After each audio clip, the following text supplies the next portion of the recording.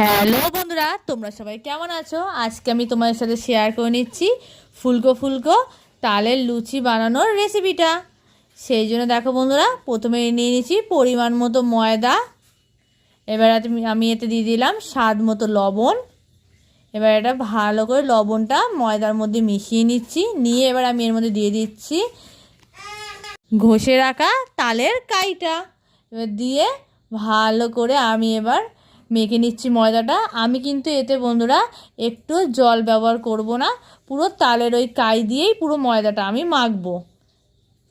এবার আমি দেখো বন্ধুরা, ময়দাটা মাখা হয়ে গেছে। এবার আমি চাপা দিয়ে কিছুক্ষণের জন্য রেখে দেবো।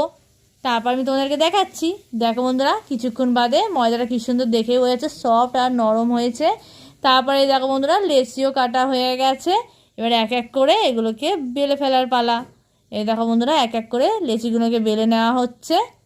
এবার এটা সাদা তেলের মধ্যে ভাজতেও বসিয়ে দেওয়া হলো। দেখতেই পাচ্ছ বন্ধুরা, লুচিগুলো কি সুন্দর ফুলকো ফুলকো হয়েছে। দেখতেই পাচ্ছ বন্ধুরা, আমার সব কটা লুচি এক এক করে ভেজে নেওয়াও হয়ে গেল। চলো বন্ধুরা, বাই বাই, আবার পরের ভিডিওতে দেখা হবে। তোমরাও বাড়িতে এটা করে দেখতে পারো।